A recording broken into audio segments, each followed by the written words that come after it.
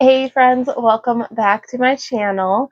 I wanted to take the time to just chat with you all about journaling.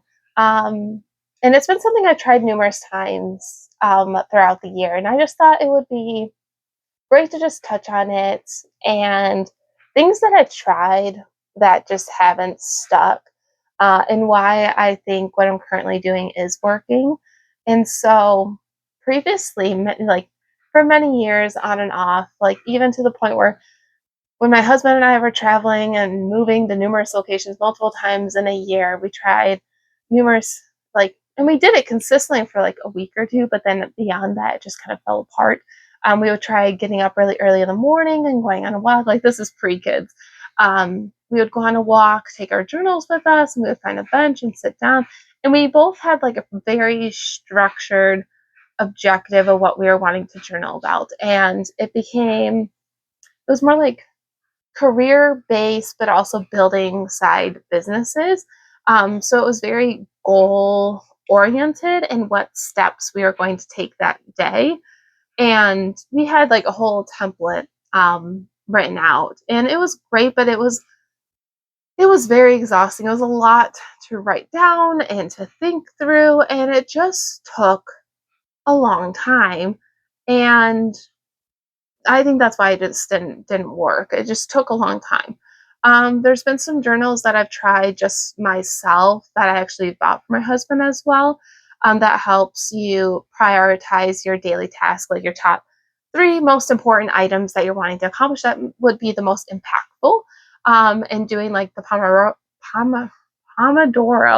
like the 15-minute increments of time of focused work of 45 minutes, whatever like your interval is of focus time. And so breaking out your most important tasks into those smaller subtasks to be able to accomplish them throughout the day and just have more mental space and brain capacity to put towards it. Again, kind of have fluctuated throughout the years, like on and off, have not been able to do that consistently.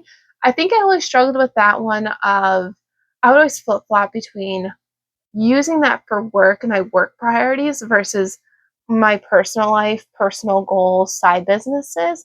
And so I think and when I was doing that type of journal, if I maybe became more focused on where I'm wanting to spend my time to have those three most important tasks, I think that maybe would have been more fruitful.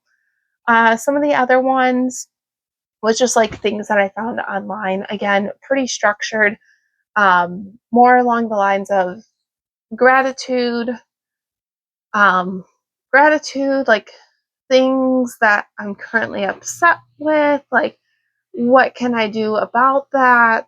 And I don't know, there's some other like subcategories. So it was like three or four prompts that were consistent. And again, I struggled with that. Um, Part just due to time, the time commitment, um, the repetition of following the same structure every day. And I get that works for some people, but for me, I don't know. It just I I know there's so much research and so many studies that have been done that the journaling can be so beneficial and so helpful. And I really have wanted that to work for me because when I have journaled, I felt the benefits, but I haven't been able to like make it a habit. And that was part like it wasn't enjoyable to me. It became a task that I had to do instead of like I want to do. And so I'll get into like recently what I've been doing for the past few months now is I took all of the expectations away. Um, Literally, like there's no prompt. I don't use a prompt whatsoever. I use whatever you like utensil, pen, pencil, whatever, because part of it was the oh, I want this to be neat and organized. I want this to look nice. And if someone else reads this, I want it to be legible and for it to make sense and for like the thoughts to be able to flow. Like I wanted it very structured. Um, but being able to remove that piece and say, no one's looking at this. It does not need to make sense. It does not need to be structured. Like just stripping all of the internal thoughts away and just saying 2 minutes, 3 minutes, like just write. whatever comes to mind. And I think removing all of that stigma that I've put on myself, and removing that, I've been able to actually do it very, very consistently. And that has felt really good. I definitely feel, I don't know, just more on top of it, more ready for the day, more clarity. And like sometimes it that like literally the thoughts don't make sense, or I don't have a conclusion. I don't have like a remaining thought. It just abruptly ends because I may go down an extreme rabbit hole of something that's really frustrating, something that I'm really pissed off about, and I'll just write. But somehow in my brain it helps to just write it out.